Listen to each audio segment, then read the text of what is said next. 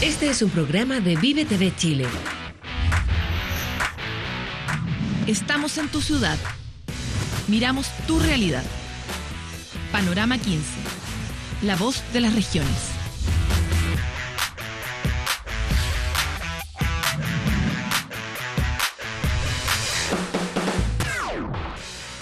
Llega otra vez el 31 de marzo, Día de las Regiones. Muchos de ustedes ni siquiera sabían que este día se festejaba el 31 de marzo. Y eso en parte es porque casi siempre termina siendo una especie de saludo a la bandera. Es un día en que decimos, qué bueno tener regiones, pero finalmente no hacemos nada como por integrarlas o por hacerlas crecer. Este 31 de marzo, sin embargo, está dentro del contexto del nuevo gobierno que ha hecho grandes promesas para estas regiones. ¿Cuáles han sido esas promesas? ¿Dónde tenemos que poner atención? ¿Y cómo vamos a hacer para que el próximo 31 de marzo efectivamente podamos festejar? Esas son las preguntas que nos hacemos aquí en Panorama 15. Bienvenidos todos. Panorama 15. La voz de las regiones. El subarriendo de los espacios y el trabajo durante el día domingo tiene enfrentados a los trabajadores de la SOFRI con los administradores y empleadores del recinto en un problema que pareciera escalar, pues ya se anuncian movilizaciones y posibles paralizaciones. Arturo Arévalo nos cuenta detalles del conflicto. A contar del 1 de enero del 2013 quedó modificada la tarifa de derechos de asignación para los usuarios de SOFRI S.A. en un 135%. Esta medida fue motivo de protestas porque aumentaron los costos, disminuyendo por consiguiente sus utilidades. Pero, ¿cuál es la razón de este incremento? La razón por la cual se incrementó el derecho a asignación es que el usuario, a través del subarriendo de sus instalaciones, ha logrado una alta rentabilidad que el sistema franco o la empresa que administra no ha tenido participación. Según la administración del sistema, más del 60% de usuarios ya firmaron sus contratos aceptando las condiciones. Sin embargo, por estos días, otros grupos han agudizado su protesta. Toda la empresa no tiene subarrendatarios. Toda la empresa no subarriendan. Entonces yo creo que aplicar la tarifa 135% por la empresa que lo que no subarrendan no es justo. Por otro lado, también se encuentran disconformes con la apertura dominical de Mall SOFRI, una instancia que permitiría incrementar sus ventas como en otros malls en el resto del país. Y la apertura dominical genera alrededor de 300 puestos de trabajo de gente que hace reemplazo. Por lo tanto, si algún trabajador le toca trabajar el domingo, va a tener el lunes o martes libre. Entonces es una falacia y nuevamente una bandera de lucha igual al número 135. Nosotros no estamos dispuestos a aceptar porque históricamente este es un derecho que le corresponde a los trabajadores estar los días domingos con su familia y eso no se puede transar así por así, no se puede negociar así por así. Pienso que no todo en la vida es el dinero, también hay que descansar y disfrutar con la gente de uno. Yo prefiero un día de descanso, especialmente día domingo con familia. Mientras la administración espera racionalidad en las conversaciones, usuarios piden un diálogo sin prejuicios para llegar a un acuerdo entre ambas partes. En Iquique, Arturo Arévalo, Panorama 15.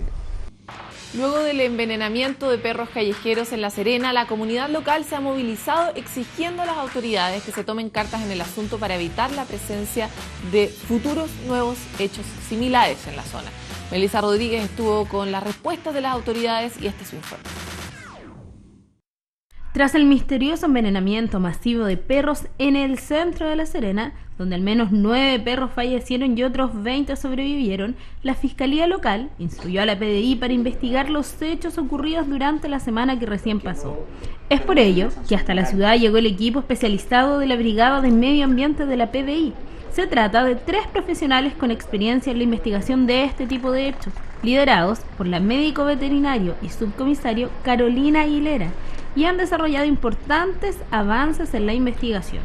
Como Brigada del Medio Ambiente, la gran mayoría o el mayor porcentaje de los delitos que se investigan a diario son relacionados con lo que es maltrato animal. Esta situación no es ajena a otras realidades que nos ha tocado investigar en otras regiones del país. Si bien las sanciones por este ilícito no son muy altas, igualmente la Bricrim solicitó la cooperación de la Videma en esta investigación, entendiendo la gravedad del delito. Tomamos la iniciativa de requerir la orden de investigar pertinente a la Fiscalía y al Ministerio Público, quien autorizó de inmediato nuestra actuación considerando que la PDI cuenta con una Jefatura Nacional de Medio Ambiente y Patrimonio Cultural con profesionales afines y especializados en este tipo de temáticas. Creo que este es un hecho que no se veía a lo mejor muchísimos años en la ciudad de La Serena, que creó un impacto social tremendo. Y la verdad, agradecer desde ya que hoy día los tengamos aquí y que estén trabajando con nosotros y que estén investigando un hecho de esta magnitud. Entre las diligencias que han realizado los efectivos de la Brigada Especial figura la visita al canil municipal, la revisión de las cámaras de seguridad del sector céntrico de la ciudad colonial y las entrevistas a los eventuales testigos. Son penas de multa hasta la pérdida de su libertad. Estamos hablando de sanciones que van de presidio menor en su grado mínimo a medio. Estamos hablando de los 61 a los 3 años de privación de libertad. O multas que van hasta los 30 UTM. Tiene que haber una ley, sanciones que de verdad hagan que la gente cambie su conducta. Exacto. Que ahora son muy blandas las sanciones. Hasta el momento, las líneas de investigación no apuntan a un sospechoso definido, aunque la subcomisario Aguilera dijo que lo más frecuente es que se traten de vecinos que ven como una problemática o una amenaza la presencia de perros en las calles tomando tal determinación. Melissa Rodríguez, Panorama 15. El Parque Ecuador de Concepción se ha fijado un objetivo ambicioso: lograr integración social para niños con discapacidad. Los trabajos de remodelación intentan que estos pequeños puedan jugar sin inconvenientes en la plaza pública. Esta iniciativa se replicaría en otros sectores de la región. Andrea Parra con este reporte. Es el principal pulmón verde de la ciudad que a partir de hoy comenzará a vivir una de sus más grandes transformaciones. Es una inversión superior a los 2.183 millones de pesos, con una superficie de 88 metros cuadrados. Obras que buscan repotenciar este sector tan tradicional de la ciudad. El proyecto además crea un parque universal que incluye juegos infantiles para niños con capacidades diferentes, integrador y accesible para todas las personas. Con esto se busca recuperar el valor paisajístico, patrimonial y funcional, además de ambiental, del Parque Ecuador. Felipe muchas veces vino con su familia a este lugar, pero con frustración veía cómo todos los niños jugaban y él solo podía estar como mero espectador. Cada vez que veníamos al parque, a Felipe le encanta venir al Parque Ecuador porque es precioso y no había nada como para él. Yo trataba como de incorporarlo con mi otra hija, con Fernanda, pero igual es dificultoso, entonces finalmente para él era más estresante venir al parque porque era en el fondo ver cómo juegan los otros niños y no poder jugar él. Obras que son el orgullo de los penquistas y, por cierto, también de las autoridades.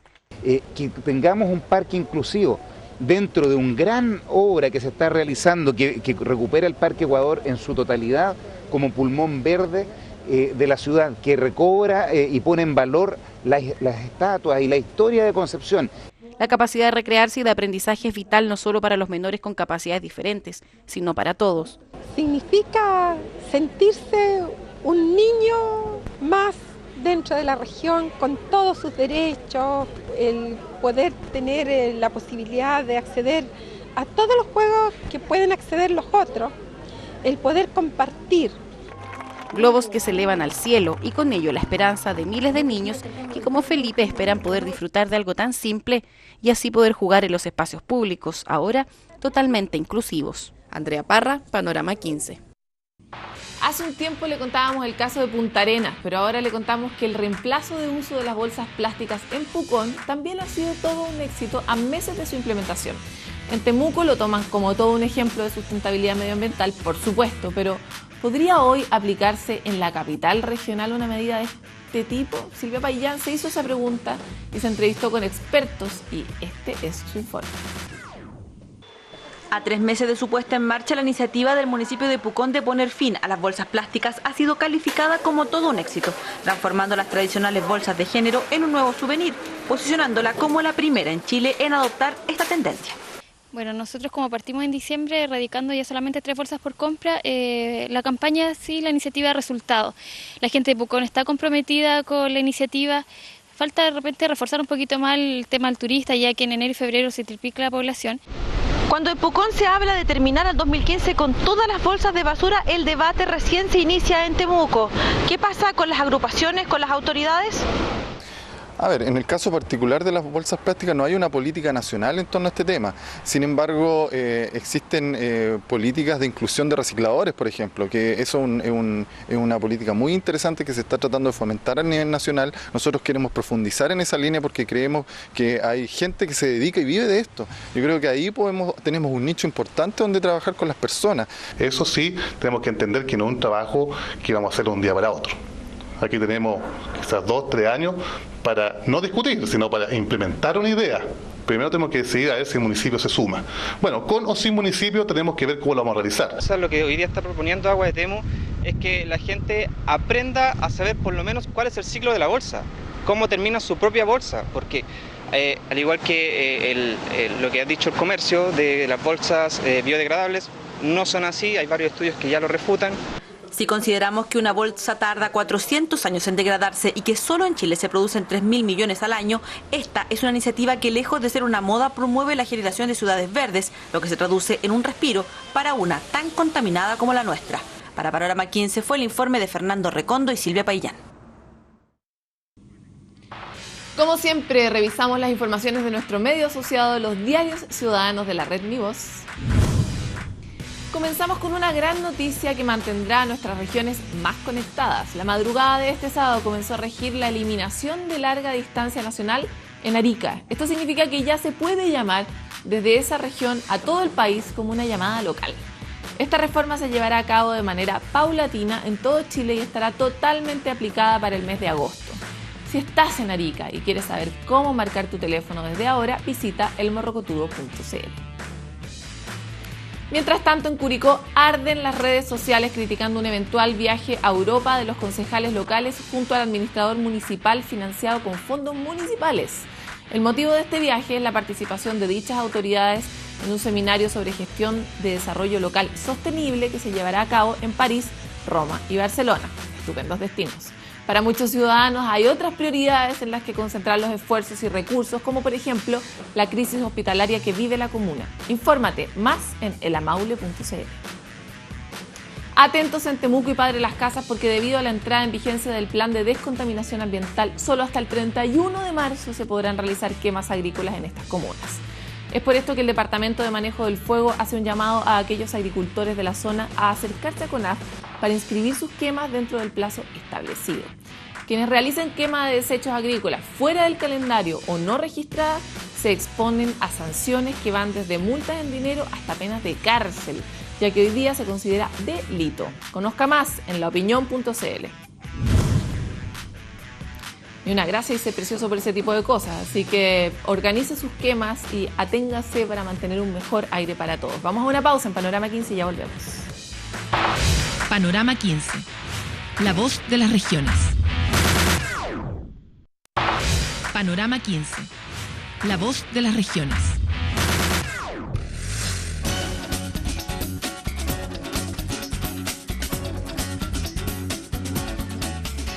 Se están comiendo las uñas los regionalistas porque estamos a puertas del anuncio de la constitución de la Comisión Asesora Presidencial en materia de descentralización que prometió la presidenta en su campaña.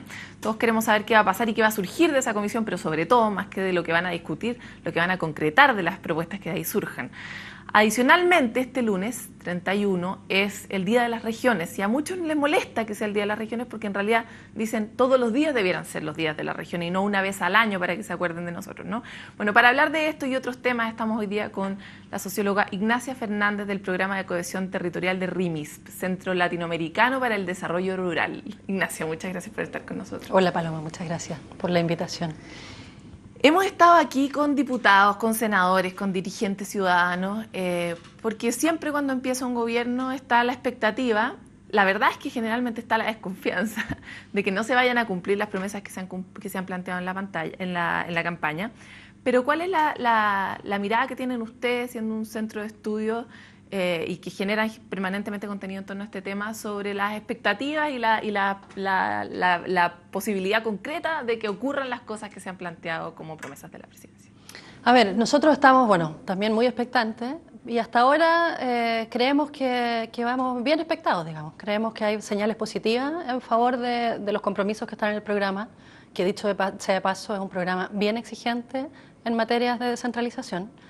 Hoy día mismo el subsecretario daba señales de avanzar en la elección directa de los intendentes, que es una demanda más que sentida por todo el mundo regionalista hace una buena cantidad de años ya, y pareciera ser que eso se va a concretar, o al menos, si bien no es una medida de los primeros 100 días, que podría ser una excusa para no avanzar en el muy corto plazo, se está trabajando a buena máquina en ese sentido.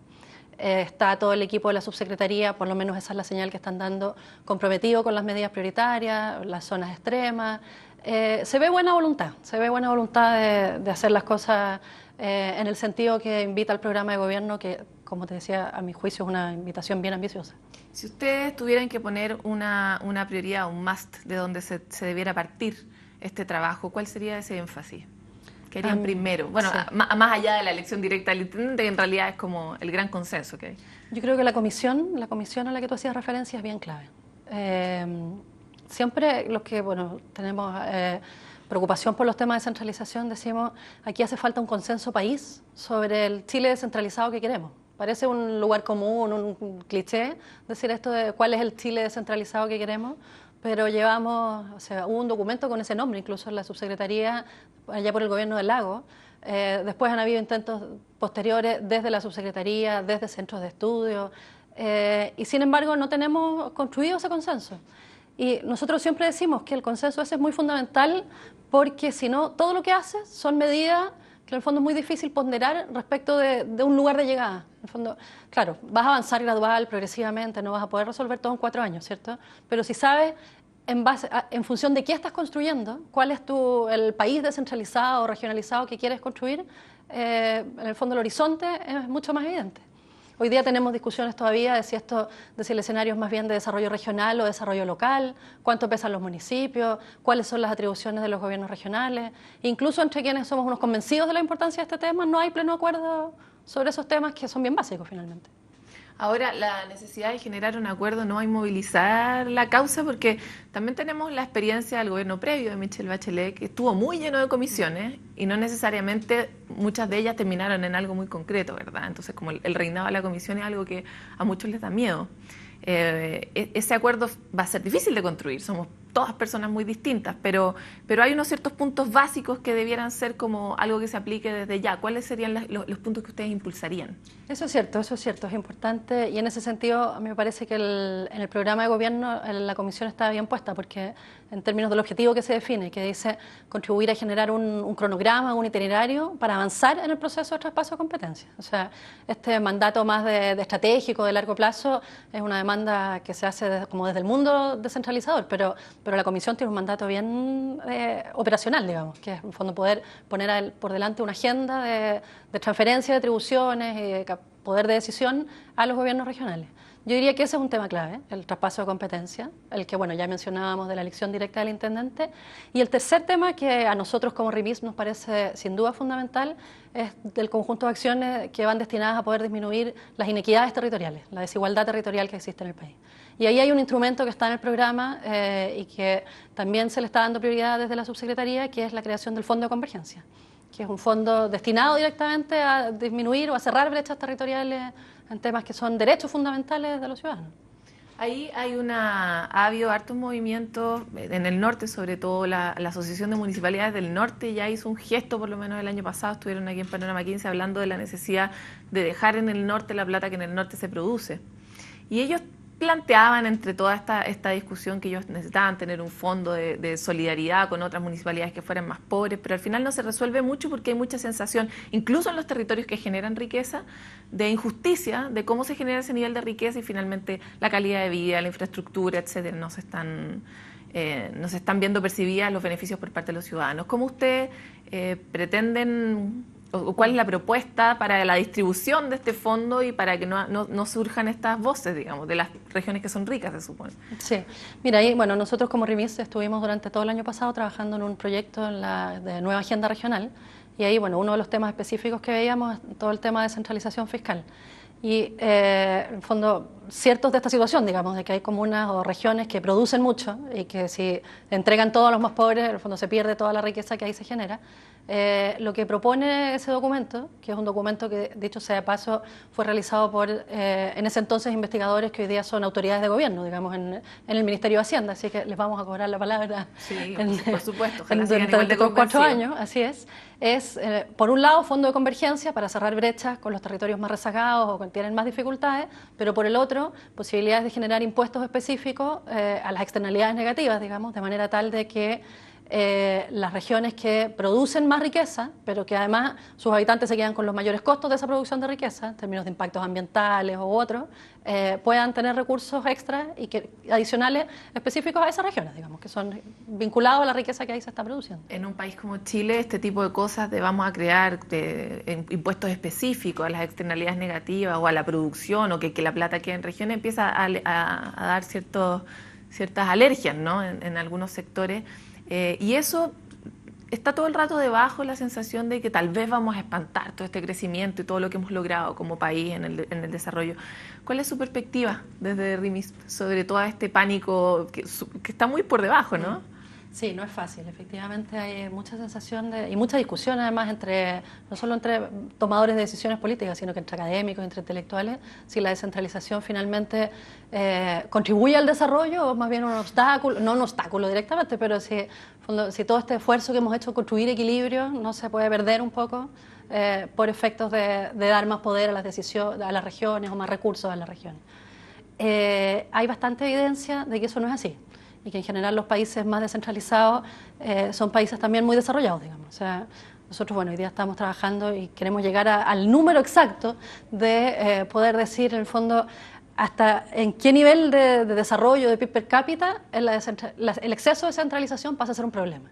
Estamos cerca de llegar a la cifra y en realidad nosotros como país estamos más o menos cerca del punto en el cual, en el fondo, que hay un punto de inflexión importante, que si seguimos siendo así descentralizados, nos va a empezar a ir mal.